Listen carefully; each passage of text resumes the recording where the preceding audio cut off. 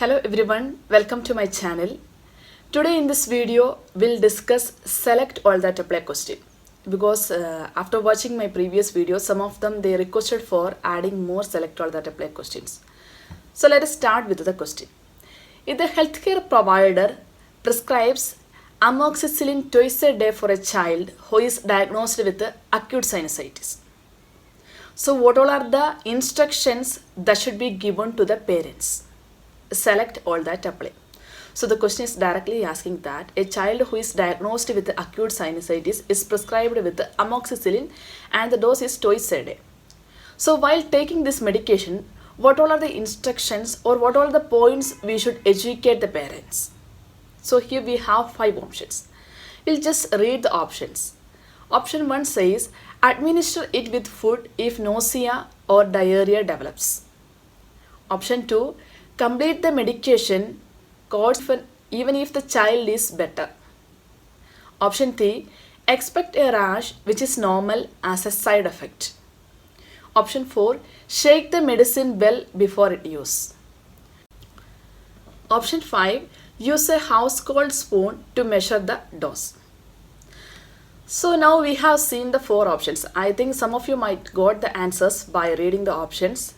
Anyway, before find out the options, we'll just see some of the points related to this amoxicillin or what all the things we should keep in our mind while seeing a prescription of amoxicillin. Amoxicillin or a clavinate, it belongs to a group of aminopenicillin, which is usually used to treat respiratory infection. So in this case, the child have a acute sinusitis. So that point is connected. Then another point that the medication, it can be administered with or without food, which means there is no effect of absorption if it takes with or without food, because it does not affect the absorption. Then the another point that some of the most common side effects. See, when we are thinking about the side effects of a medication, we should have a 2 category mainly. One is the expected side effect of that particular medication and another one is the not expected. The expected means we know that while we are administering or while the child or the patient is taking this particular medication, these all are some of the effects that might be shown or that will occur. So for preventing the frequency or preventing the intensity of such side effects, we will choose some methods or we will prescribe some other medicines if it is a serious side effects.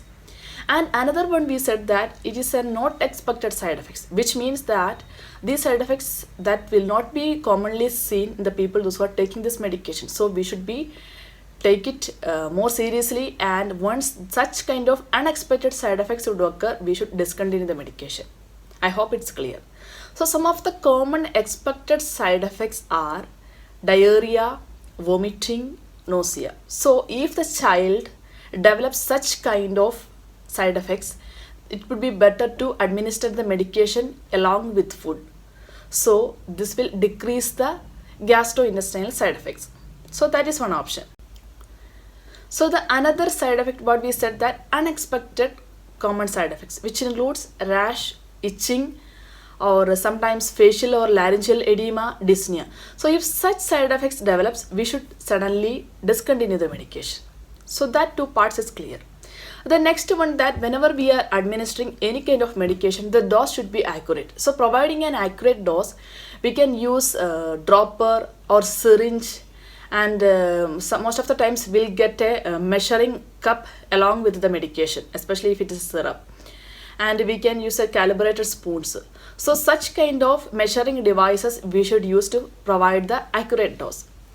Then you all know that whenever we are administering or whenever the doctors will prescribe an antibiotic, even though if the patient will or the child will feels better, we should complete the course. So that is another point. Then we are thinking about the medication, how it should be administered, especially if it's a syrup, and we know that it should be shake well. Some of the medication no need to shake, so there should be any directions for use. So if it is a case of an amoxicillin, it should be shake well before it will give to the child.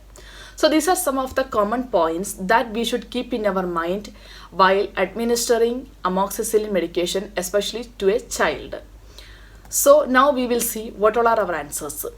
Option 1, we said that administer it with the food if nausea or diarrhea develops. So that is a correct statement, and that instruction we should give to the parents. Then complete the medication course even if the child is better. That is also correct statement. Expect a rash which is normal as a side effect. No, we said that a rash or itching, that is not an expected side effect. If it's developed, then medication should be discontinued. Then the fourth option, shake the medicine well before it is. That's also correct. Use a house-cold spoon to measure the dose. That is totally not correct, because we know that a house-cold spoon is not an accurate or a calibrated measuring devices to administer the medication. So here our answers are option 1, option 2 and option 4. I hope it's clear to all.